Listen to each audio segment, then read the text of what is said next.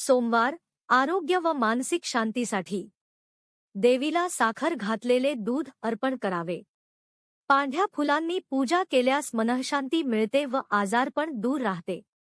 मंगळवार, शौर्य व शत्रू निवारणासाठी देवीसमोर 7 मिरच्या अर्पण करून नंतर चुलीत जाळाव्यात.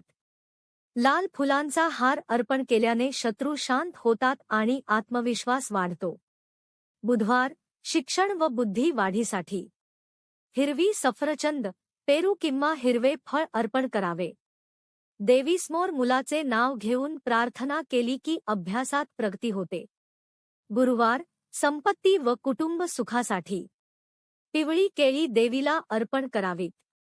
हळदीच्या 5 गाठी ठेवून प्रार्थना केल्यास घरात धनधान्याची वाढ होते. शुक्रवार, समृद्धी व सौभाग्यासाठी देवीला मध अर्पण करावे. लाल गुलाब किंवा कमळ अर्पण केल्यास वैवाहिक जीवन सुखी राहते. शनिवार, ग्रहदोष व संकट निवारणासाठी पूजा करताना मोठा घंटानाद करावा. काळ्या तिळाचा दिवा लावल्यास ग्रहदोष शांती मिळते. रविवार, प्रगती व यशासाठी देवीला संत्रे किंवा फळ अर्पण करावे. 9 लाल फुलं अर्पण करून नंतर 9 वेळा दुर्गाई नमः म्हटल्यास प्रगती व यश मिळते. हे उपाय नवरात्रीच्या 9 दिवसात सुद्धा करता येतात.